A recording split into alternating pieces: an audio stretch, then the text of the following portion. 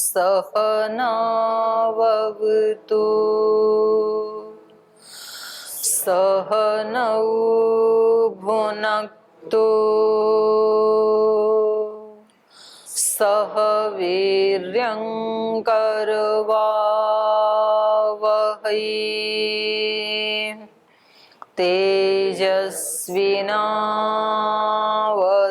तेजस्विनावधीतमस्तु मा विद्विषावहै। ॐ व्रतानां व्रतपते व्रतं चरिष्यामि तच्छकेयं तन्मे राध्यताम् इदमहमनृतात् सत्यमुपैमि। ॐ शान्ति शान्ति शान्तिः।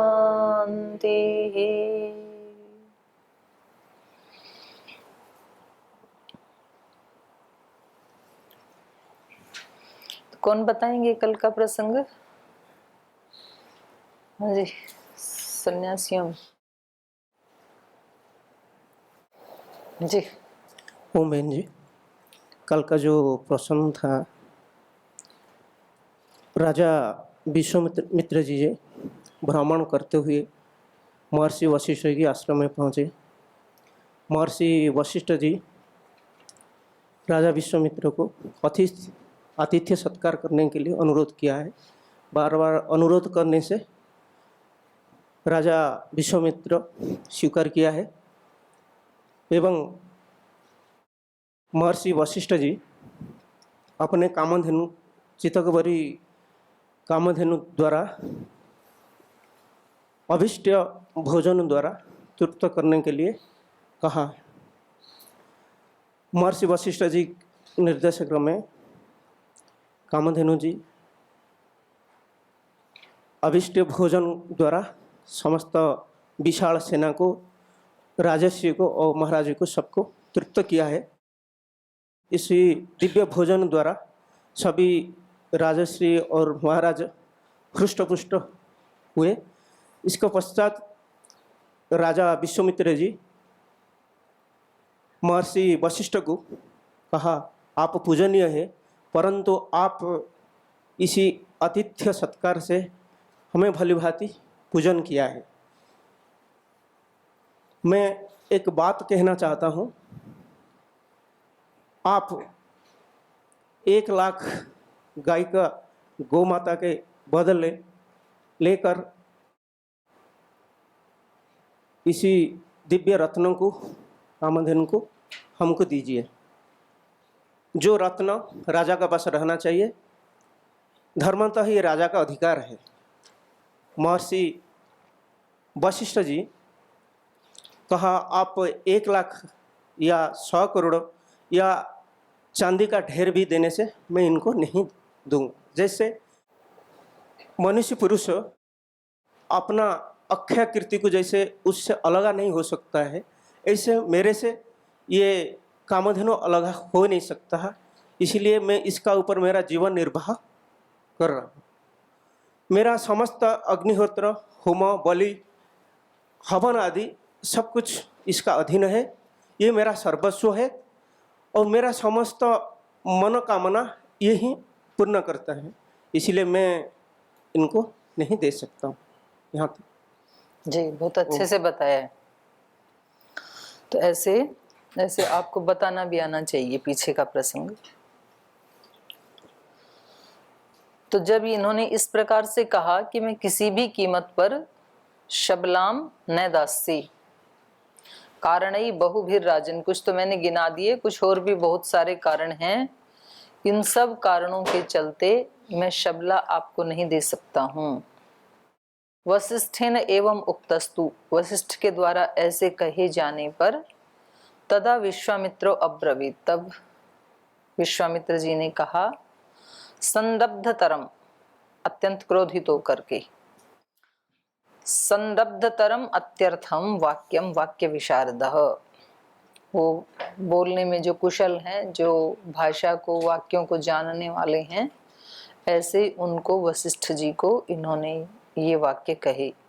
जो कहे वो अभी आगे पढ़ रहे हैं। इससे पीछे का कोई प्रश्न किसी का, पीछे के पाठ से पूछना किसी को? ऊपर वाले श्लोक में आया था अग्निहोत्र बलि होम, उस पर निर्भर है। बलि से क्या तात्पर्य है? बलि वैश्वदेव यज्ञ,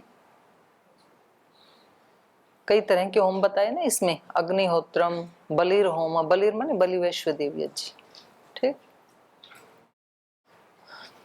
इसको पीछे दे देना।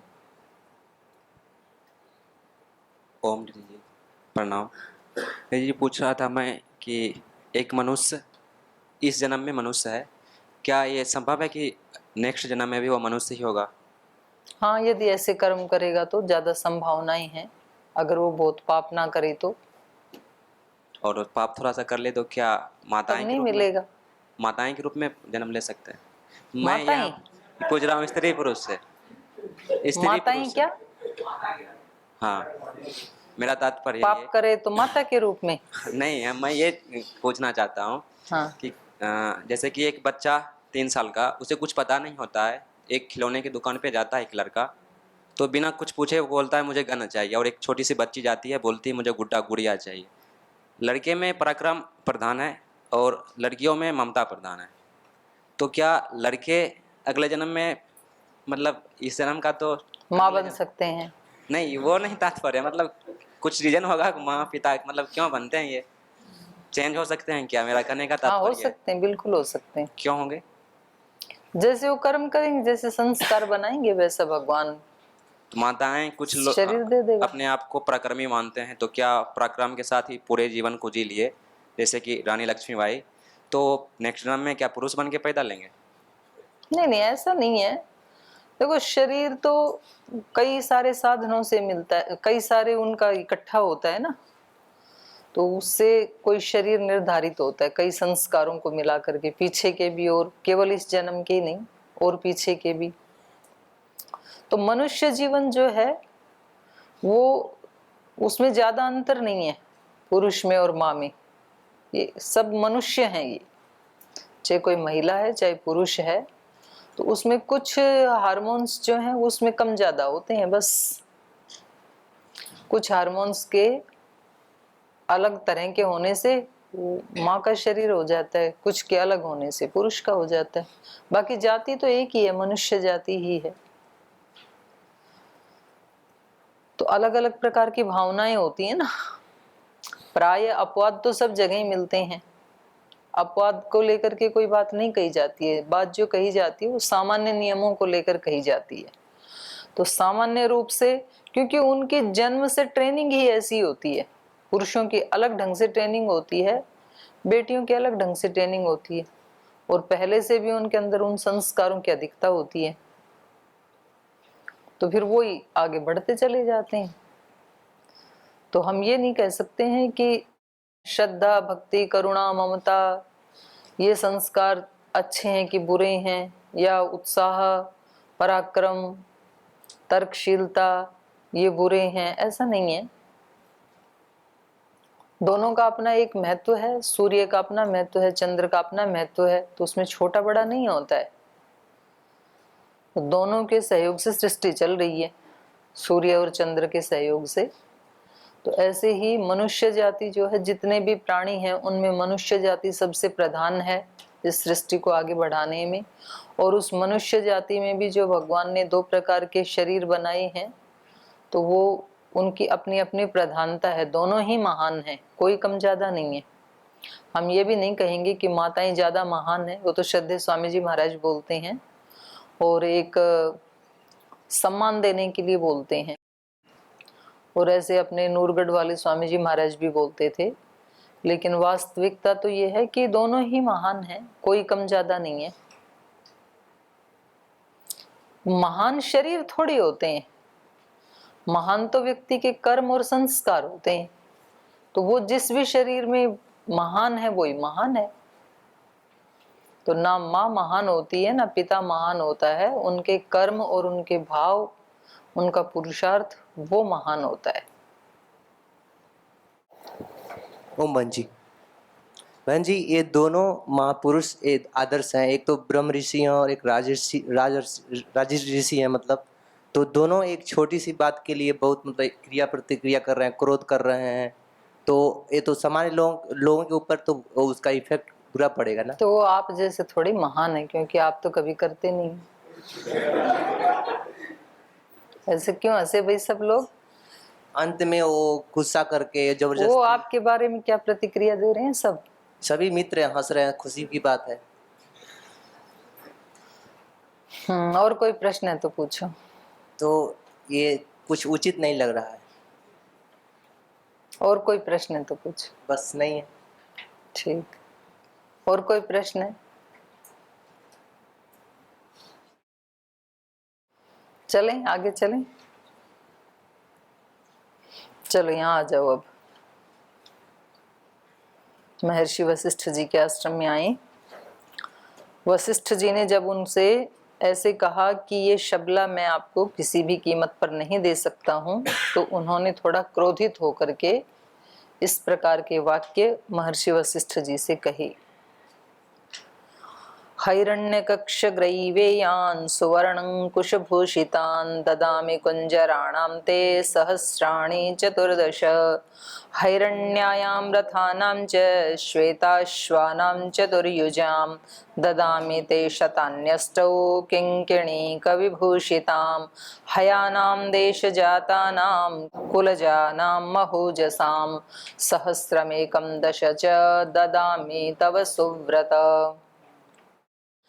तो इन्होंने कहा कि मैं आपको हिरण्यकक्ष ग्रई यान सुवर्ण अंकुश भूषितान कुंजराणाम ते ददामि। मैं आपको ते चतुर्दश सहस्राणी कुंजराणाम ददामि, मैं आपको 14,000 हाथी भी दूंगा। पहले कहा 1 लाख गायें, फिर कहा 100 करोड़ गायें, फिर अभी कह रहे हैं कि मैं आपको कितने हाथी दूंगा? 14,000 हाथी दूंगा आपको। और वो कैसे होंगे?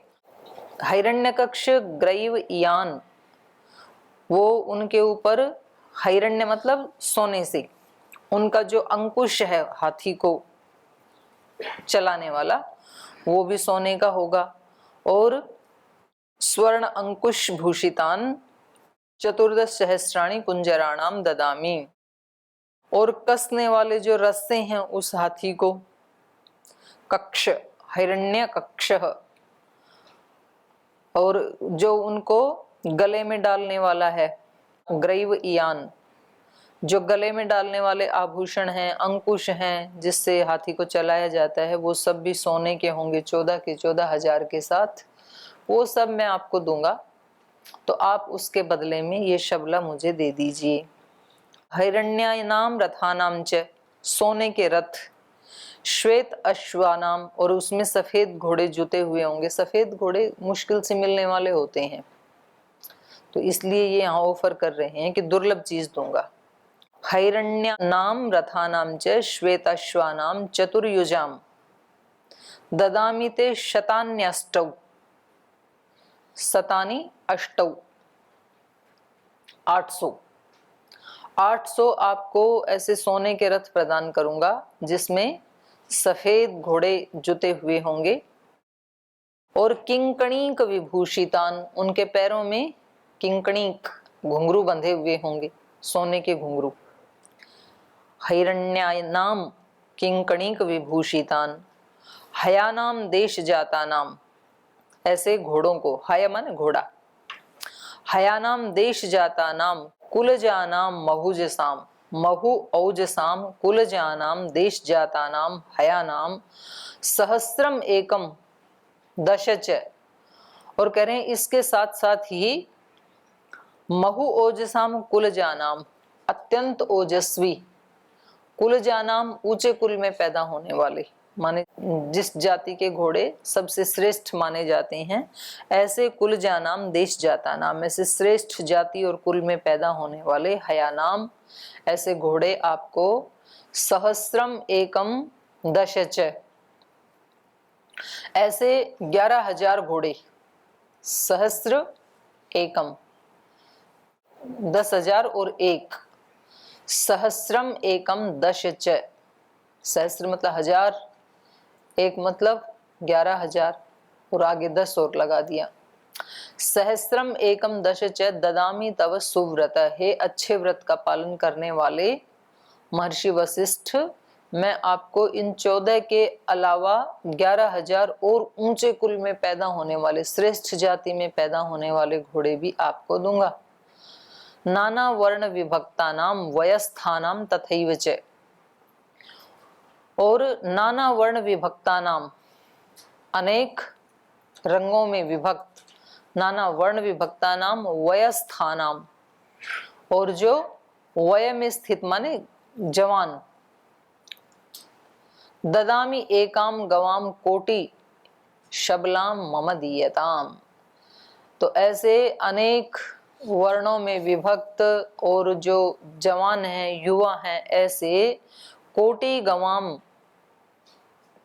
गवाम एकाम ददामी, ऐसे मैं आपको 1 करोड़ गायें और दूंगा।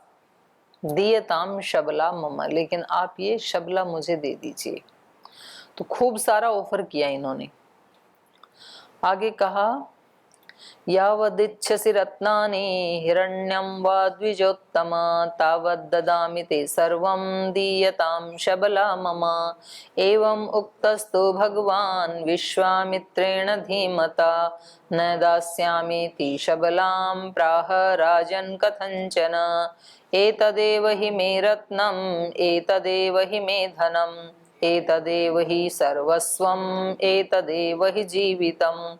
दर्शश्च पौर्णमासश्च यज्ञश्चैवाप्तदक्षिणाः एतदेव हि मे राजन् विविधाश्च क्रियास्तथा।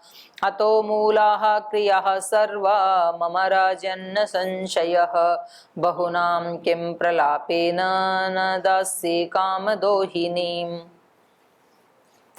यावद इच्छसि रत्नानि, और जितने भी रत्न आप चाहते हैं वो सब आपको दूंगा।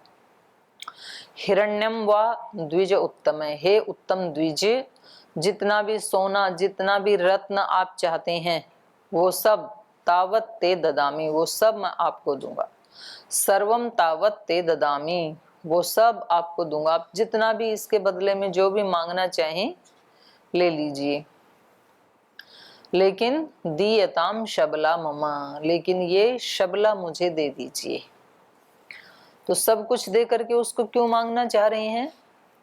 क्योंकि वो आएगी तो सब फिर मांग लेंगे उससे, तो फिर वैसा ही हो जाएगा। तो कामधेनु है ना, तो किसी भी कीमत पे वो मिल जाएगी। तो जो कीमती वस्तु हमारी दृष्टि में होती है उसके बदले में हम कुछ भी देने को तैयार होते हैं। अब बात यह है कि हमारी दृष्टि में कीमती क्या है। कीमती हमारे लिए भगवान है, तो ऐसे साधक उस भगवान को पाने के लिए अपना जीवन, अपना यौवन, अपना मान सम्मान सब कुछ देने के लिए तैयार होते हैं। कुछ हिसाब नहीं लगाते हैं। फिर एक बार उसके रास्ते पे चले तो फिर रास्ते में जो भी आए, और यदि व्यक्ति समझदार है और वो भगवान को नहीं चाहता है, पर मेरा जो मैं चाहता हूँ, इंद्रियों को जो अच्छा लगने वाला है वो मुझे चाहिए, उसी को भोग कहा। इंद्रियों के विषय, इंद्रियों के विषयों में 5 चीजें आ जाती हैं, शब्द स्पर्श रूप रस गंध। तो ये आप ये ना समझें कि ये तो केवल हम तो इधर आ गए तो हम तो विषयों को चाहते ही नहीं है, ये तो जो संसार में रहने वाले लोग हैं, गृहस्थी लोग हैं, वो चाहते हैं। हम तो यहाँ आ गए तो इसका मतलब हम भगवान को ही चाहते हैं। ये ठीक पैमाना नहीं है। कोई व्यक्ति वहां रह करके भी भगवान के लिए जिज्ञासा रख सकता है, और कोई व्यक्ति यहाँ आकर के भी इतना सब सुन कर के भी उसके जो पहले के संस्कार हैं वो उसको अपने मन की अनुकूलता और विषयों की अनुकूलता की तरफ ही लेकर जाते हैं। उसकी इंद्रियों को, उसके शरीर को, उसके मन को मेहनत करना अच्छा नहीं लगता है। उसको कुछ नया नया चाहिए, उसको बिना मेहनत किए कुछ और ज्यादा चाहिए, तो उसको लगता है यहाँ तो कुछ भी नहीं है, तो फिर वो जाना चाहता है। इसका मतलब वो भगवान को चाहता नहीं है। कुछ कहते हैं हम भगवान को ही चाहते हैं, इसलिए नहीं रहना चाहते हैं यहाँ पर, क्योंकि यहाँ पर तो सब पढ़ाई करवाई जाती है, भगवान तो मिलाया ही नहीं जाता है। तो उसको ये लगता है कि यदि सारे दिन यहाँ कीर्तन करते रहें, भजन करते रहें, तो शायद भगवान मिल जाएंगे। ये सब क्रियाएं हैं, चाहे आप पढ़ाई कर रहे हैं, चाहे आप कीर्तन भजन कर रहे हैं, चाहे आप मंत्र पाठ कर रहे हैं, उनको करते हुए आपका ध्यान कहाँ है? ध्यान किधर है आपका? वो महत्वपूर्ण है। ध्यान भगवान की तरफ है तो सब कुछ भजन है, और ध्यान अपने इंद्रियों के सुख सुविधाओं की तरफ है तो आप बाहर से कोई भी क्रिया करें, उन्हीं को तो फिर ढोंग पाखंड कह देते हैं। हमने तो ढोंग पाखंड उसको कह दिया कि कोई हवन करे तो वो बिल्कुल ठीक, और कोई मंदिर में जाए तो ढोंग पाखंड। ये ढोंग पाखंड नहीं है।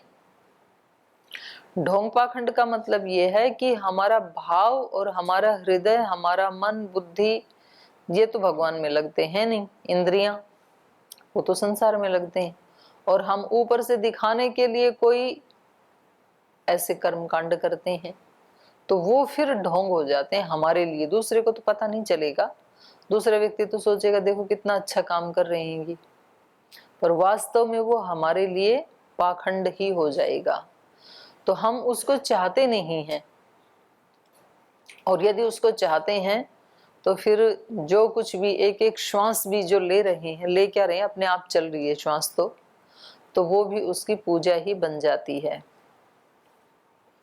तो इसलिए ये कह रहे हैं कि सब कुछ दे करके भी मैं सबसे ज्यादा कीमती इस शबला को मानता हूँ, तो किसी भी कीमत पे मैं इसे प्राप्त करना चाहता हूँ। तो ये पहचान है, जो व्यक्ति जिस चीज को चाहेगा वो किसी भी कीमत के ऊपर उसको प्राप्त करने के लिए अपनी जान की भी बाजी लगा देगा। देश की आजादी सभी ने चाहिए, ऐसे तो कौन चाहता था कि गुलाम रहें, लेकिन सच्चे अर्थों में किसने चाही? शहीदों ने चाही। तो इसलिए फांसी के फंदे पे भी झूल गई, मौत भी आए, लेकिन जो चाहते हैं उससे पीछे नहीं हटेंगे। फिर तो उनमें भी तो ये समझदारी हो ही सकती थी ना, कि ऐसे कोई आजादी आती है, हमारे ऊपर केस चल गया, और देश के लोग जिनके लिए हम आजादी चाहते हैं वो अपने आनंद कर रहे हैं, तो हम क्यों मरें इनके लिए? ये तो मूर्खता है। ऐसा उनके मन में नहीं आया, हम अपना काम कर रहे हैं। तो जिसके अंदर जितनी किसी वस्तु की कीमत होती है, जितना उसके अंदर किसी चीज के लिए जिज्ञासा होती है, तो फिर वो बाहर की परिस्थितियों को नहीं देखता है, इससे मुझे क्या मिलेगा, यहाँ कैसा है। उसकी तो अपनी एक लगन लगी हुई है, और वो सब भगवान के ऊपर छोड़ देता है। वो जिस रास्ते से ले जाएं, जिस स्थान पे रखें, जैसे भी रखें, पर मैं हर परिस्थिति में केवल उसको चाहता हूँ। तो ये भी पता लगता है। ऐसी, जैसे स्वामी जी कहते हैं ना, विकल्प रहित संकल्प। संकल्प में फिर कोई विकल्प नहीं होना चाहिए। तो इनका जो संकल्प है उसको लेने का, उसमें इनके पास कोई विकल्प नहीं है। और दूसरे जो हैं महर्षि वशिष्ठ, उनके पास देने का कोई विकल्प नहीं है। तो देखते हैं दोनों क्या करते हैं। यावद इच्छसि रत्नानि हिरण्यम व द्विजोत्तमा तावद ददामि ते सर्वं दीयताम शबला मम एवं उक्तस्तु भगवान विश्वामित्रेण धीमता। भगवान धीमान विश्वामित्र के द्वारा ऐसे कहे जाने पर न दास्यामि इति शबलाम प्राह राजन कथंचन। हे राजन, कथंचन शबलाम न दास्यामि इति प्राह वशिष्ठः। वशिष्ठ जी ने कहा कि कथंचन, ये तो मैं तुम्हें किसी भी कीमत पर नहीं दूंगा, देना ही नहीं है। एतदेव ही मे रत्नम एतदेव ही मे धनम, क्योंकि यही मेरा रत्न है, शबला ही, यही मेरा धन है। एतदेव ही सर्वस्वम, यही मेरा सर्वस्व है। एतदेव ही जीवितम, यही मेरा जीवन है, मेरे लिए भी सब कुछ यही है। दर्शश्च पौर्णमासश्च यज्ञश्चैव आप्त दक्षिणा, हाँ मेरे लिए दर्श पौर्णमास आदि जो मैं यज्ञ करता हूँ, इष्टि करता हूँ, सब इसी के अधीन है। और यज्ञाश्च, और जो दर्श पौर्णमास के अतिरिक्त भी जो बड़े बड़े यज्ञ याग करता हूँ, वो सब भी इसी पे डिपेंड है। आप्त दक्षिणा, और जो आप्त पुरुषों को मैं दक्षिणा देता हूँ पर्याप्त मात्रा में, वो भी इसी पे डिपेंड करती है। एतदेव ही मेरा जन विविधास क्रियास्तथा, और अनेक प्रकार की विविध क्रियाएं इसी के आश्रय से मेरी आगे चलती हैं। अतो मूला क्रिया सर्वा मम राजन न संशय, तो कह रहे हैं अत, इसी से ही, अतो मूला क्रिया सर्वा, इसी से ही मेरी सारी क्रियाएं चलती हैं, इसमें कोई संशय नहीं है। किम बहुनाम प्रलापेन, तो बस आगे ज्यादा चर्चा करने से क्या फायदा। न दास से काम दो ही ने, लाख बातों की बात यह है कि शबला मैं आपको नहीं दे सकता हूँ। तो ऐसे कहे जाने पर विश्वामित्र जी ने क्या रिएक्ट किया, ये कल पढ़ेंगे। आज यहीं विराम देते हैं।